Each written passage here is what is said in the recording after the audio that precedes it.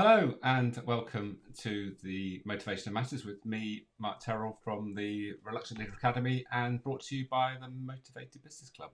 Today we're going to be talking about the importance of succession planning and maybe a different way of approaching it that a little bit away from the traditional way that is normally done. And I'm going to talk a little bit about my story and why this is sort of pertinent to what happened to me.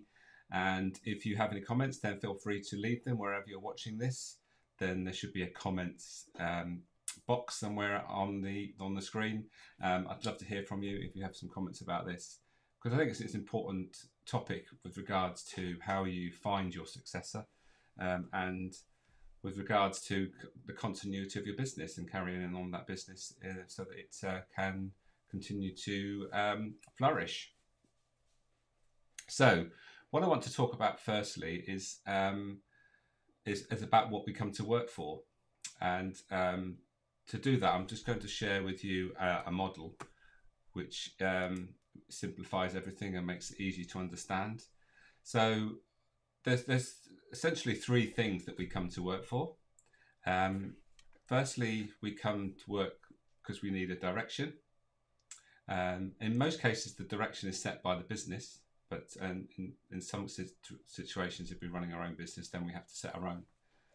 The next thing we need is skills, knowledge, know-how, and to do what we do.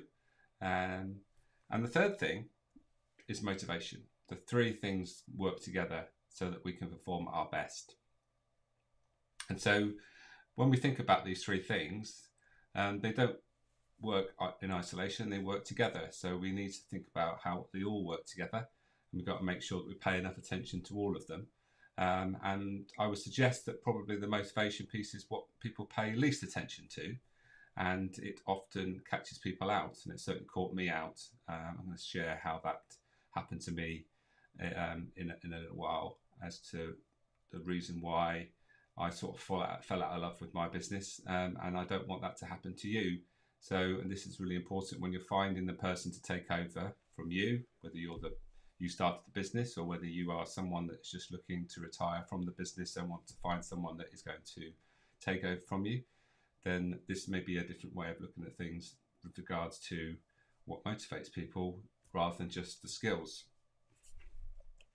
So what we actually are thinking about here, we sort of break it down into basic terms, is what we do, how we do it, and why we do it. And that's the key. If we know why we do what we do, then we are an advantage. Firstly, we can make sure those things are being met in our work. And when it comes to succession planning, we can make sure that if that person is being lined up for the role, make sure that their motivations are in line with what is needed for the role, or somewhere near what needs to be. Because the one thing that we need to remember about motivation is that it changes. It's not like our personality, which tends to stay the same unless we're actually actively looking to change it. Our motivation, or our why, can change as circumstances change, as our life experience change, and also as our expectations change. So it's one of those things that we need to keep tabs on. It's not just a one-off thing that we measure and identify. And that's the thing now. What we need to think about is actually the crucial thing here is that the why, or the motivation, is invisible. We can't really see what people are driven by. We can only assume. I've made mistakes and assumed why people do certain things, and actually found out it's quite the opposite to what I thought. So with that in mind, we need to make things visible, but we need to also remember that we need to be able to explain it in some way. And I'm going to show you a way we can do that and understand how we can actually talk about motivation using a language, which was always useful, I think. So let's just before we do that, just remember what motivation is. Motivation is firstly one word broken into two. Firstly, the word motive, being the reason we do something, and the action being what we do. So motivation is about a reason for what we do. So when we think about that, when we come to work, we all have a reason, and all those reasons might be different. So identifying them is really important, and definitely gives you an advantage when you're thinking about, in this instance, succession planning, and think about the right person to take over from that role, which could be a crucial role for the business. So I've mentioned about being able to identify and also explain and describe motivation. So I have a tool which I use, which is called Motivational Maps. And you'll see that it says there are 9 reasons. The Motivational Maps model, it comprises of 9 motivations to work. And we all have all 9. They're all important to us in some way, but actually what we want to do is make sure that we understand the most important ones, and also be aware of our least important, which for me was the most telling thing when it comes to motivation, understanding my lowest motivator. So this is how a motivational map would display the results from a motivational map exercise, which takes about, it's a 10 minute online diagnostic questionnaire, and you basically does this, puts all your motivations in order. So what we find out is the most important motivator, in this case searcher, and then the least important being here the director, and I'll explain what those are in a second.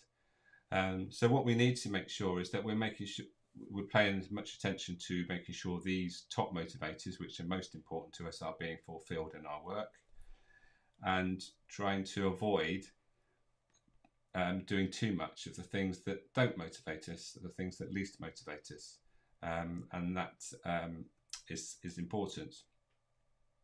So this is pertinent to me because actually what I'm displaying here is my current motivational map, and the thing that hasn't changed is my lowest motivator. My lowest motivator has always been director. The director motivator is about being in charge and being responsible for others and managing people and resources. And back in the day when I was in my retail business, which is good 10 years ago that that business was sold, but so we would say 20 years ago, I was in that business spending most of my time managing people. And the consequences of that is that I gradually fell out of love with my business and the role I had in it. And when you don't really want to do something, can you really perform at your best? And so going back to the triangle diagram at the beginning of the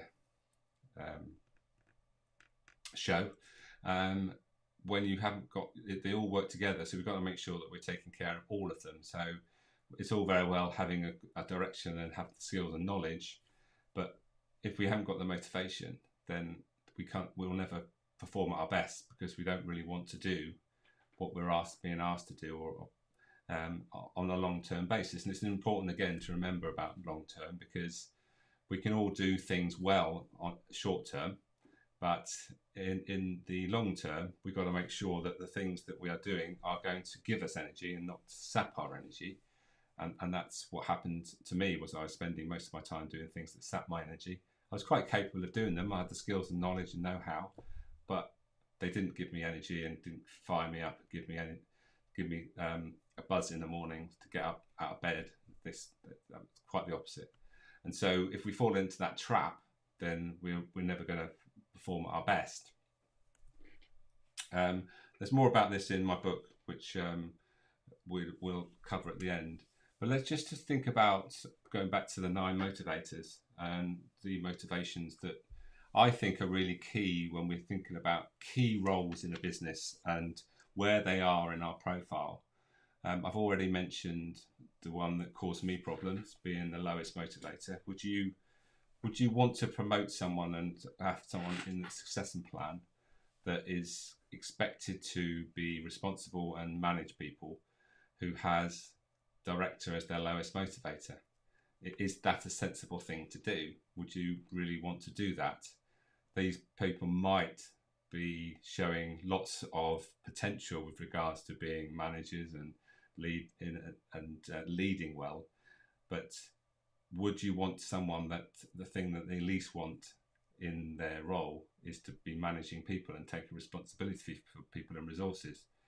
I would probably question whether we want to do that. And that's what happened to me. I ended up in the role because actually what I was showing leadership because I was quite innovative and creative, and that I was pushing things forward in the business. And so the idea, I suppose, that I was showing signs that I wanted to be in that position from the outside, but actually on the inside I didn't. And the reason why I use motivational maps is because I didn't pay enough attention to this fact, and ended up in that role when I could have avoided it. So that's one I think is really crucial. Another one to think about is high expert. So if you are expert driven, that means you want to be a specialist, and you want to have know-how, and you want to do specialist work. So again, if you want to if you're promoting someone with high expert, it would be great if it's a role that is a specialist role and has clear indication as to what sort of expertise is needed, so that they can then develop those expert knowledge, and then when they're ready and when the succession actually happens, they are well trained. So that will be one that we would make sure that we are making sure that they have the right skills and knowledge and know-how in preparation. So that will be key. I think all the motivations have a role to play, depending on what type of role. And I'm referring mainly to sort of management leadership roles.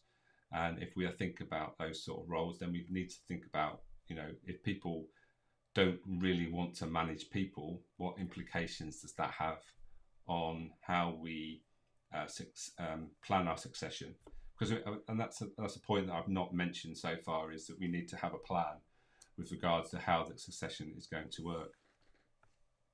Quick plug for my book. I share a bit of my story in my book, which is available from my website or from Amazon, and to talk about how you can make sure that motivation is key with regards to three elements of your business. That's you being the business owner, the business being the role you have in your business, and the team, how to develop a team with regards to their motivations, and making sure you have a balanced team that has a variety of motivations.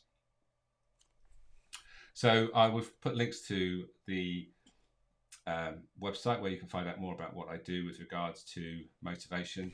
But as we don't want to make these going to be quite short videos, they're really thought starters really, with regards to if you've got succession planning on your mind as to who's going to take over from you, or maybe you've been asked to sort of be a successor to somebody, then have you checked in with your motivations? Has that been something that has been taken into account? And what we're really talking about is, do you really want to do the work? You might have the ability, but do you have the will to do the work and be that person that steps up as and when you need to? So that was a fairly quick look into succession planning. As I said, if you want to talk a bit more about it, feel free to get in touch with me with regards to particularly the motivation piece, but also I can help with the skills and knowledge you need to be a good leader. That's something that I picked up in my 30 years, and also I'm a practitioner of a brilliant leadership program, which actually breaks it down into three things that you need to really know to be a good leader. And combining the skills and combining that with the motivations, then you have everything you need to be a great leader and leave a lasting legacy. So thank you for joining me. If you did join live, sorry I wasn't able to catch any of your comments, but I will definitely follow up. And if you catch this on replay, then again, feel free to leave some comments. I'd love to hear from you. And until the next episode of Motivation Matters with me, Mark Terrell, I'll bid you farewell and see you next time.